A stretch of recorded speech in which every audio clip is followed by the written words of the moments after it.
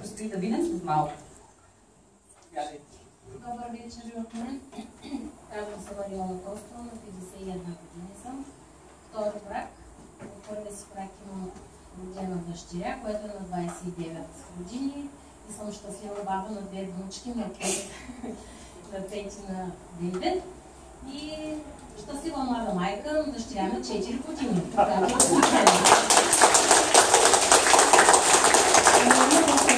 Защото знам, че в крайна сметка всички сте дошли тук заради филма.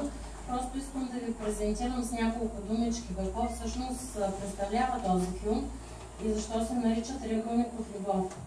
Аз мисля, че просто името е изключително добре и точно подбрано, защото този филм обединява трети най-важни страни на процеса осиновяване. Първият ъгъл за мен са биологичните родители. Без тях нямаше да има деца и нямаше да има кой да ги осиновява. Мисля, че е така.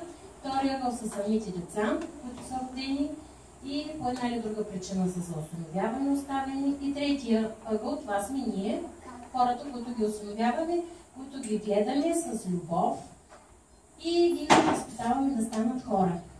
Аз съм много щастлива, защото наистина на тези по-средни години много радост се зароди в къщи, просто се връщам назад, наистина се чувствам като млада майка.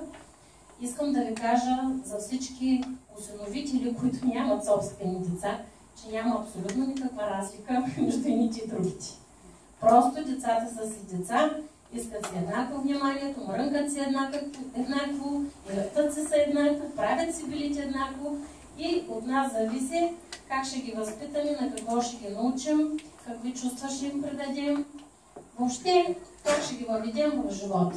Така че не бива да се срамувате, че имате осиновени деца, казвайте им от най-малка възраст. Ние сме казали, и аз съм ние сме казали на нашата дъщеря, която още не разбира съвсем напълно, но тя знае, че е зета при нас. Имаме си щъркелов ден, знае какво означава този празник в нашето семейство. И не бива да се крие това. Значи, изпийте си всякакви страхове от отхвърлени, никой дете няма да отхвърли за това, че сте го обичали. Никой.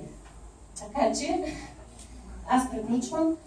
Това е триъгълника от любов. А защо от любов? Защото символа на този триъгълник е сърце, което свързват всички тези три страни.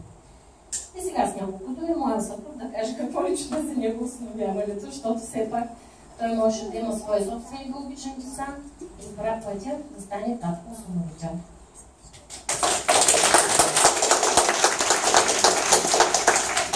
Аз съм Десислав Костов, на 33 години. Избрах да стана баща-осиновител поради не много причини. Първо, обичам съпругата си и имаш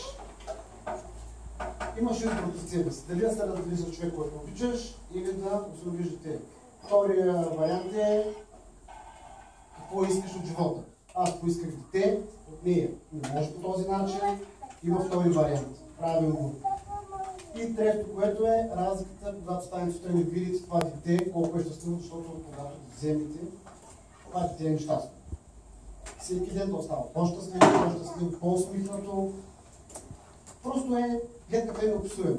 Да, много не е доста. Нормално е. Всички деца са такива. Но от това по-хубав начин няма. Това дете да е щастливо. Защото осиновяването не е за нас, то е за тях. Те да са щастливи. Всичко друго е просто илюзия. Друго, какво да кажа?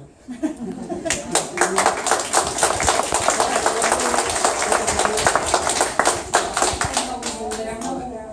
Истински ви принудено прозвучаха вашите думи.